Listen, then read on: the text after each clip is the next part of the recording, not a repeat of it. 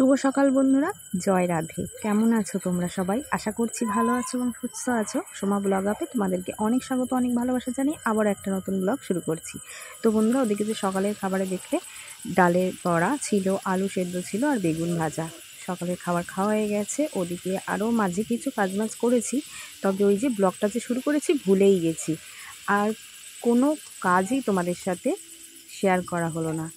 তো এদিকে দেখো বন্ধুরা, আজকে দুপুরে রান্না কি হবে বলো তো? আজকে দেখো মেটে আলু রান্না করছি চিংড়ি মাছ দিয়ে। তো দেখো ভালো করে ভেজে জল দিয়ে দিয়েছি, আর ঝোলটা ফুটেও গেছে।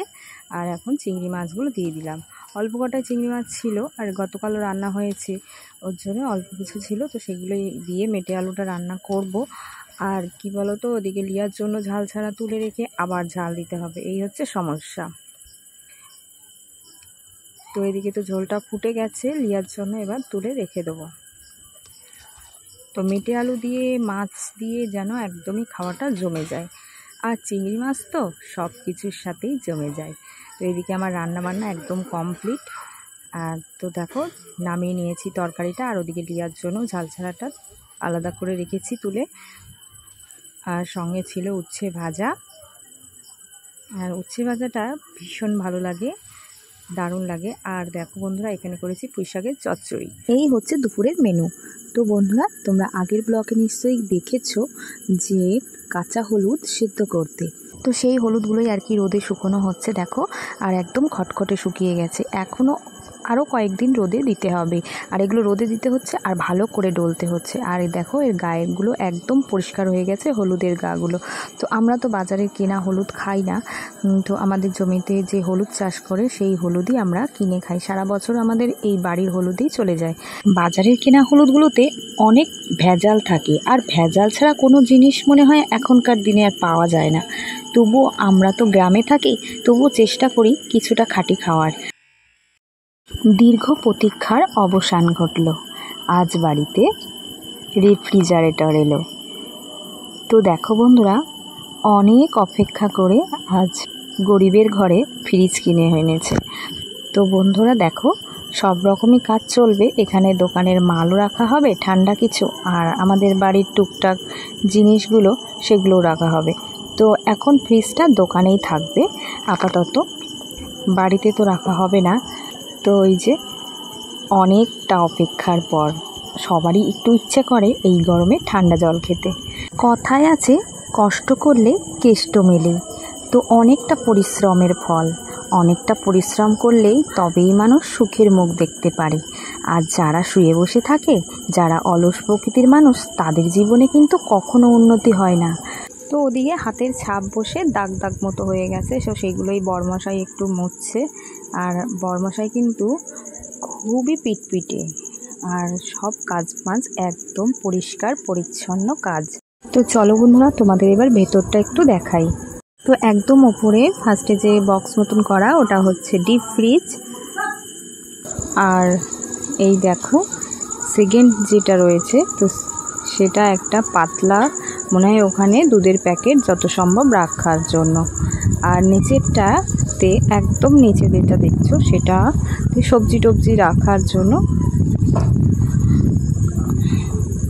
তো এই হচ্ছে ভেতরটা। তো তোমাদের কেমন লাগলো অবশ্যই জানিও কমেন্টে। আর এখানে বোতল বা কোনো ঠান্ডা এগুলো রাখা যাবে, আর এগুলো কাজগুলো ফাইবার টাইপের।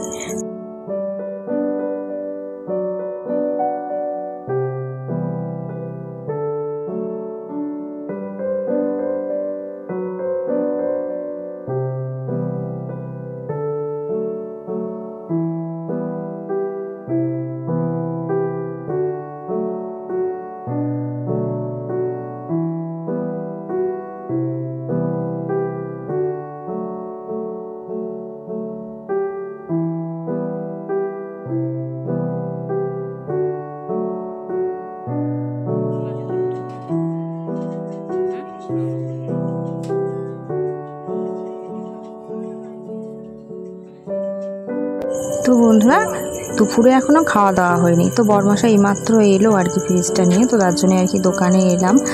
তো কিছু ঠান্ডা জল নিয়ে যাব একটু। আর দেখো বাইরের রোদটা এত প্রচণ্ড রোদ। তো এখনও তো গরম পড়ার অনেক বাকি, সবে আস্তে আস্তে আর কি পড়ছে গরম। তো প্রথমেই এত গরম, জানি না পরে কি হবে বৈশাখ জ্যৈষ্ঠ মাসে। তো বরমাসাই ওপরেরটা দেখাচ্ছে যে ওপরে হাত দিয়েও খোলার জায়গা রয়েছে, তো সেটাই আর কি একটু দেখার চেষ্টা করছি আমি।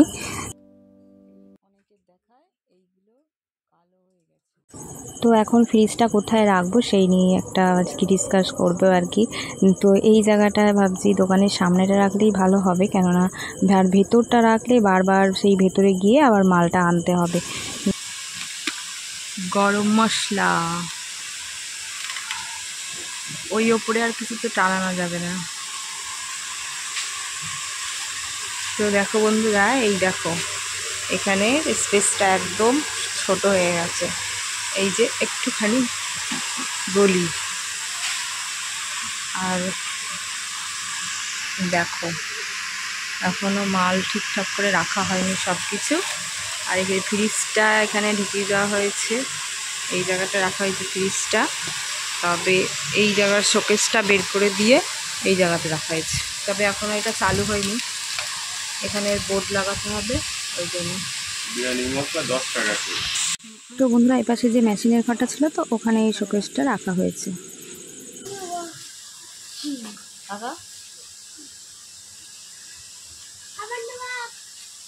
আবার কি খাবার নেই, বিল তো কি করবো বল।